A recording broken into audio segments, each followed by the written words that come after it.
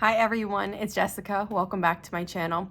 It's a new week for the 2024 Scrappy Sampler and we're gonna get started making our block. So today we're working on block 23. Let's get started. We have another foundation paper piecing block for block 23. So these are what the units look like. There's 4 of them that make up a block and we're gonna work on putting this together. So we just go in order, A, 1, 2, 3, and then 4. And you're gonna make exactly 4 of these. So if you print the templates from the blog, it has 4 on the one sheet. In addition to those 4 pieces, you also need a square for the center. And we'll put that together after we have the foundation paper piecing units for this block made, trimmed, and the papers removed. I think for this one, I would say remove the papers because when we're assembling this block, it's going to have a Y-seam.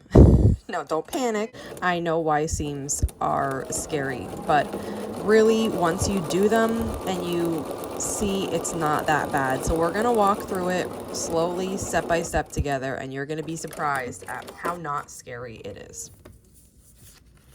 Okay, that's my first one. And I fold it over, just gonna finger crease it.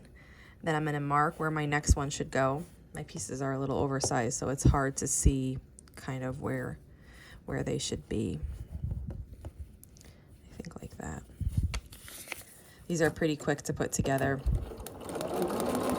And I know we haven't done a ton of foundation paper piecing blocks in this quilt along, but I hope you're starting to feel a little bit more comfortable with this technique. It is so fun. And I know in the beginning it's probably frustrating if you don't know exactly what to do, but I hope I've walked you through that. I've received a couple questions in the comments in general about, you know, the whole spiel of foundation paper piecing. And I know I haven't gone into great detail with these videos. I would like to refer you back to an older one I have here on my channel. If you just search Courthouse Steps, that's from an older Scrappy Sampler. And in that video, I really talk you through you know, what foundation paper piecing is, how to cut your fabric if you don't know, because generally foundation paper piecing patterns don't have fabric like cutting instructions. So it tells you how you would decide on cutting your fabric. It's a really great video for a beginner, so I would refer back to that if you need to. And then if you want to make that courthouse step block, you could make that. But if you just want to watch the theory of it and then come back and make these blocks, you can do that. So this is what our unit looks like once it's pieced. What we're going to do is, and I'm just gonna do this because we've done it a couple times, so I'm just gonna go do it and I'll show you once I'm finished. We're going to trim around the block. So first you're just gonna press this. If you haven't pressed as you were going, that's fine. I'm gonna press with an iron once just to make sure everything's laying flat. Then we'll go to the cutting table and I will use my ruler and I'm gonna cut on the dotted line. So once again, I'll show you this. The dark line is where we sew. The dotted line is where we cut, and the space in between those is our 1/4 inch seam allowance. So we're gonna cut out on the dotted line so that when we sew this back together later, we're actually sewing on the solid line. Even if we take the papers out, it will still be in the same position because it's gonna be a 1/4 inch in from the dotted line. So here is my A unit trimmed. You can see I cut on the dotted line. This is what it looks like from the front now. And I made 4 of these, so A, B, C, and D, all from the paper templates. They're all exactly the same, like that. And now I would probably recommend to take the paper out. I know I've said before in other ones, you can decide to leave it in or take it out, and that's true.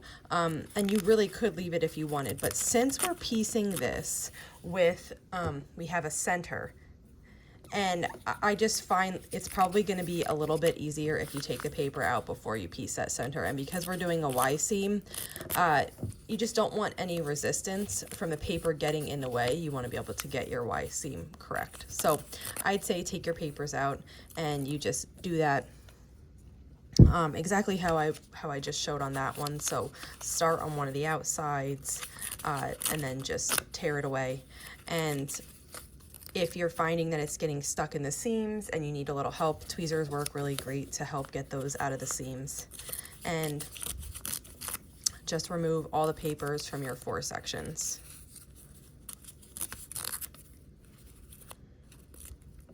And this is the layout for the block then. So we're going to get started with the Y seam. So I'm pulling these two right units to the side and we're going to work here.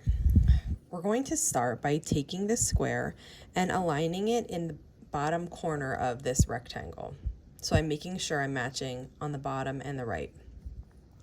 And we're going to come, like, I would just say halfway down. You only have to go about a quarter of an inch away, but I usually give myself some more room than that to work. So we're going to go about halfway down that yellow square, and then we're going to sew. Okay, and once we have that halfway sewn on, it's even less than halfway, but that's fine. We just need like this bottom portion so that we can get this next unit together. So once we have that there, our next seam line is going to be across the bottom here. So I'm going to fold this over on top and we're going to sew this together. Now it will match, this should match up. This should be the right size across here. See how I just had to turn that? So this, you're going to sew a full seam just straight across.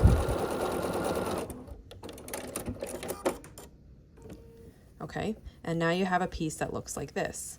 The bottom, this is coming apart because I didn't backstitch, but don't worry, we can fix that. And if you wanted to backstitch, you could. So when I sew this on finally, I'll reinforce this seam then. I usually just wait, but you can do it either way.